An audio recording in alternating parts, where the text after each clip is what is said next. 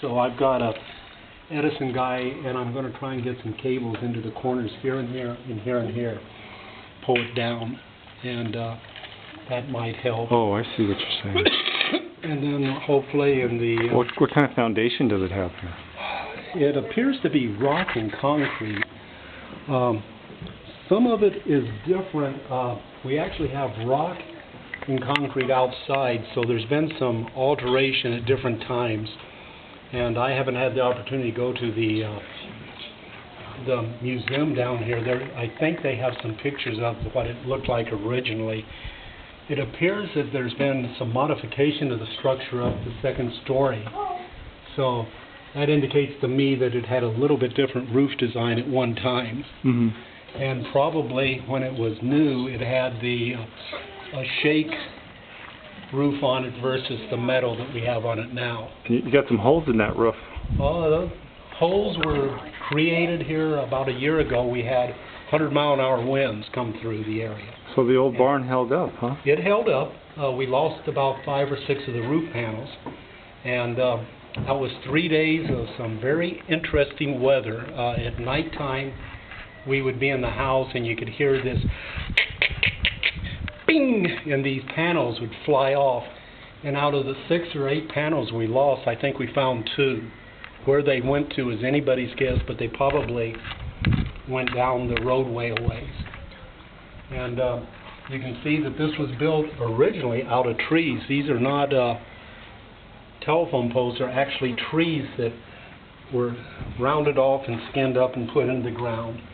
And then over the period of years they've replaced them, and this is a method that was used to shore up the balcony, which at one time was used to store hay on. We don't trust it that much now because you could walk through it in areas. So hopefully we have some interest in this, and we have a lady that's doing grant work, and this is the original barn from the Sherman Ranch.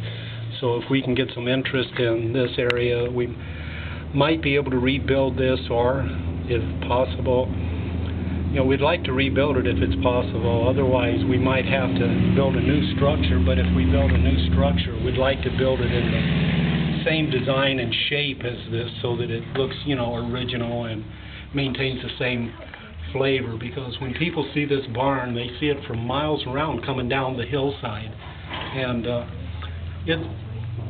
it reminds me of my grandmother's cattle ranch in Arkansas, where I was born, and it's old.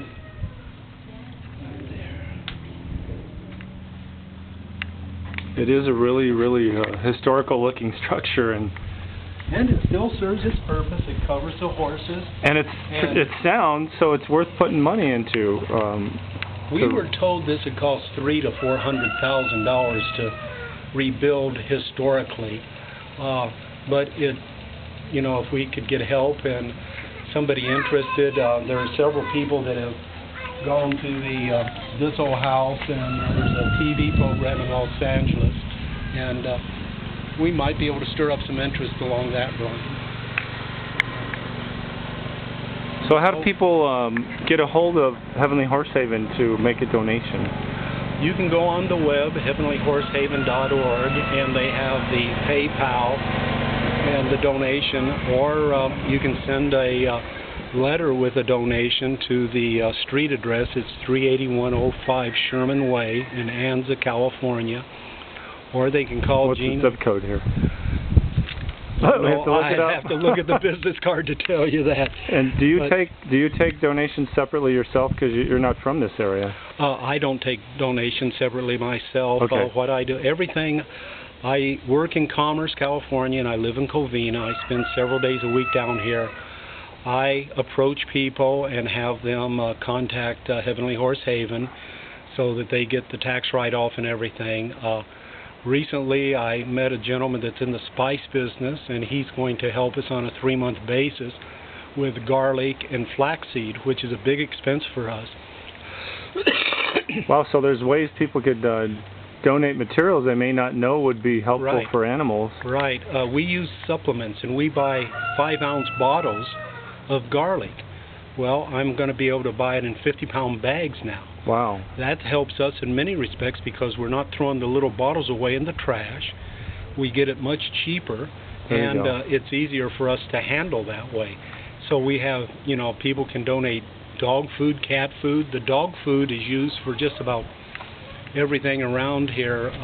The dogs eat it, the raccoon eats it, the ferrets eat it, Feline, the peacock, eats it, and the chickens love it, so we use that. Any sort of animal food has gotten so expensive the last few years. Donations of any of the food is a helpful item.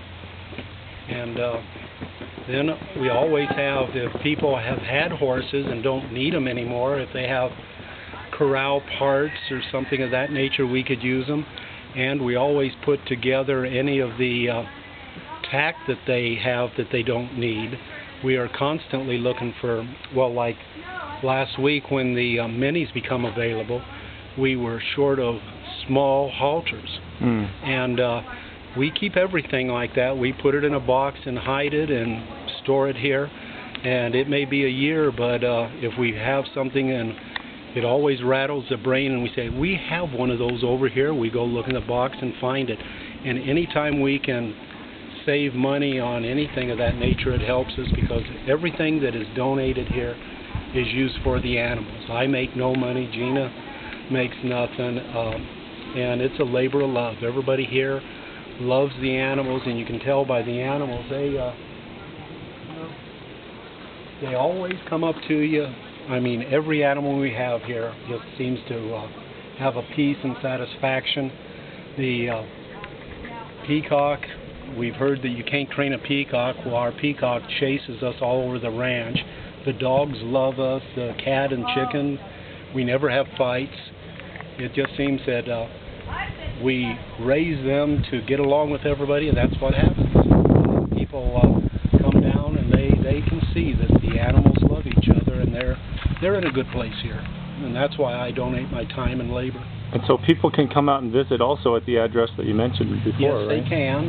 We're here every Saturday and Sunday is different. Sometimes we'll have 30, 40 people here. Other times we'll have 6.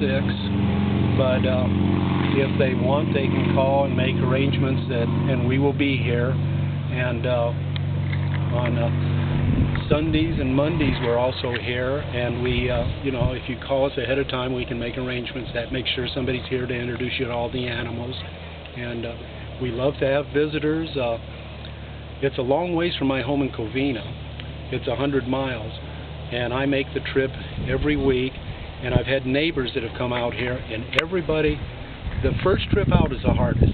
Once they get out here, everybody that has come from my neighborhood has come back and come back and come back because there's a peacefulness up here that is just incredible. And the animals all love people, and it shows. They, it's a nice way to live, I think.